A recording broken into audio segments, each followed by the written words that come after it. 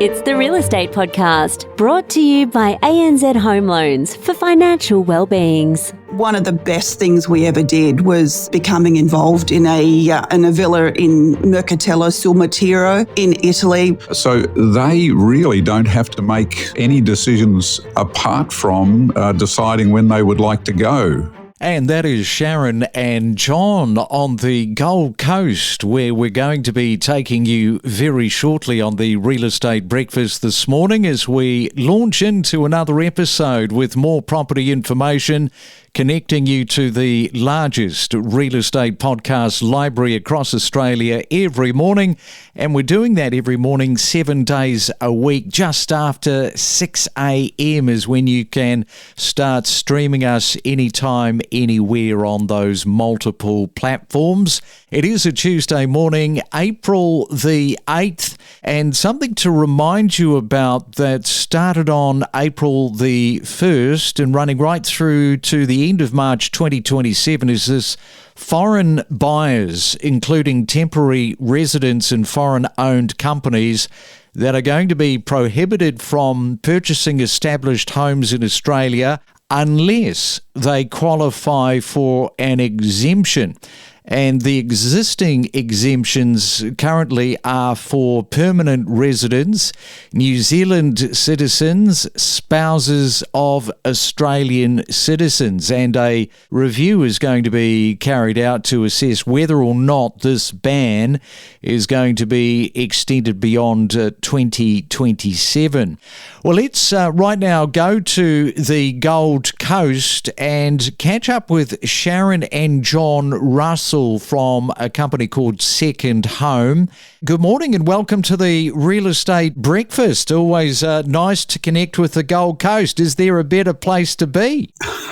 Good morning, Craig, and thank you very much for having us. Yes, no better place. It's a nice lifestyle for sure. Now, we're going to be talking, and I want to throw up this example because the Gold Coast Bulletin reported about this co-ownership that is making a bit of a splash in certain parts of Australia and indeed around the world.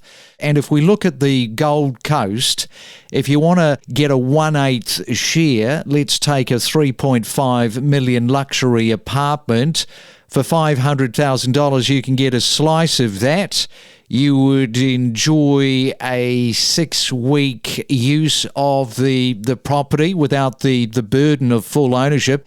I guess that's what it's all about. And this sort of thing is what you're wanting to do there on the Gold Coast. I should say that this is not timeshare. So perhaps just sort of make the distinction, because when you hear about these shared ownerships, straight away people think, it's a timeshare, but it's not. Very relevant, Craig. It is definitely not a timeshare. The main difference, of course, being that with a co-ownership business model, the owners actually own the title to their share in the property. It is quite easy to do. It's not difficult to divide the title into 8 different names, and therefore your name or your buying entity is on the title, and at any time you decide or wish to sell your share on the property, just like you would if it were your own property, you are able to resell. Yeah, so they're talking about this 1/8. Is it the same as fractional ownership? I guess this is more of a larger chunk. Would that be right? Look, fractional ownership is the same thing, basically. Co-ownership, syndicated ownership. It just indicates that you are an owner, and you are an owner, in our circumstance, you are an owner on the title. As far as investing, it's a little bit like a boat syndicate. Buyers, co-owners, they're sharing the expenses and the responsibilities. That will appeal, I guess, to a lot of people that, A, have got some discretionary dollars to throw at this and don't want to sort of spend too much of their time with the headache of the upkeep and all the expense that potentially goes with that. Correct. Yeah, correct. Now, the Gold Coast properties have surged in value. If you look at Main Beach, unit prices rising 91% in 5 years. Investors with these types of schemes, they not only get the luxury stays, but they also stand to gain from future capital appreciation, which is what you're talking about.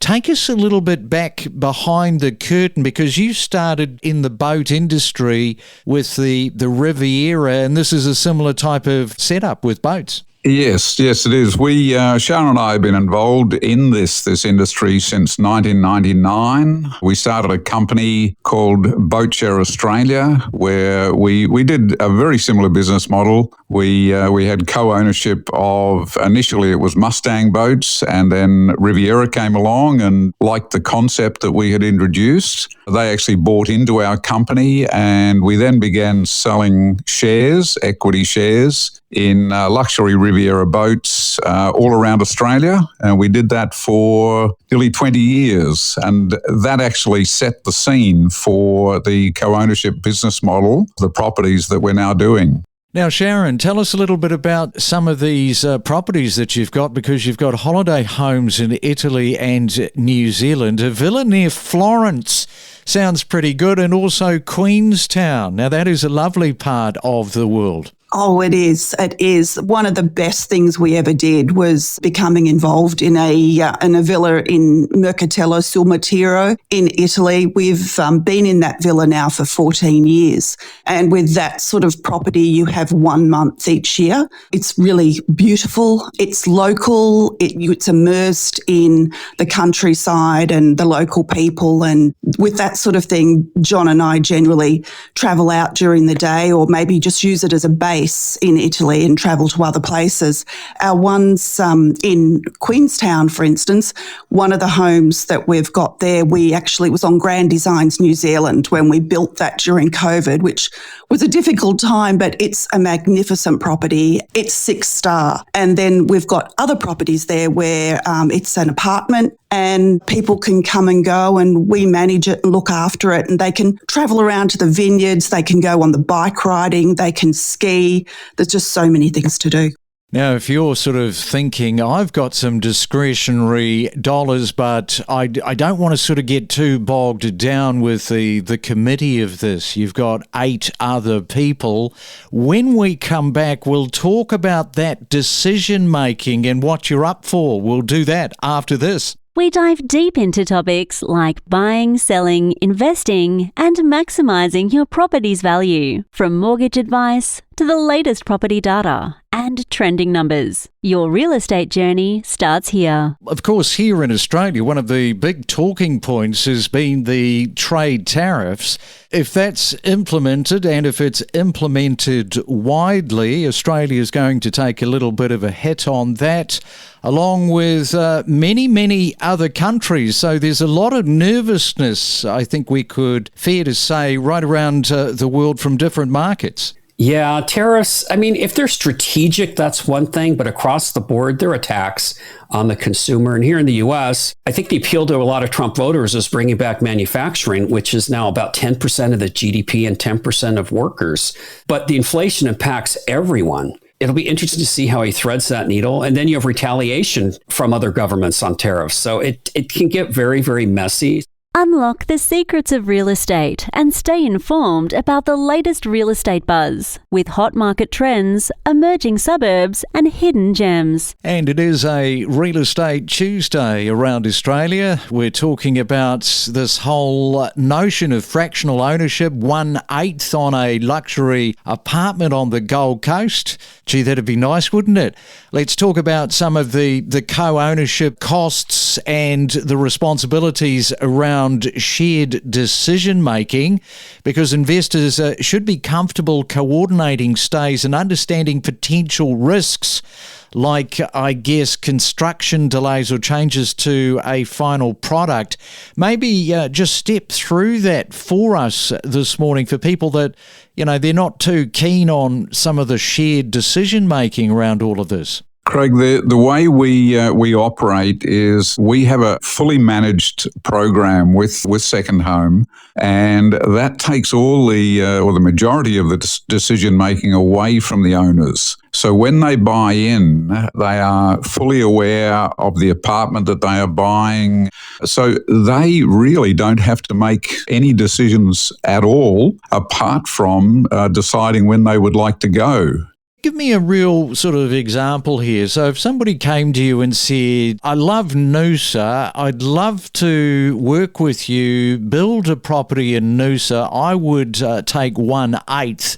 Is that something that you can, look at and then say, well, yes, that's possible? Absolutely it is. And this is where we're at with the Gold Coast Department. We are ready to go with the Gold Coast Department. All we need is the interested parties, and then we're happy to work with them to make the whole thing work. And what is the start, from the time that you start, somebody signs up for a property, how long does it take, particularly a new property if you were building new? Sure.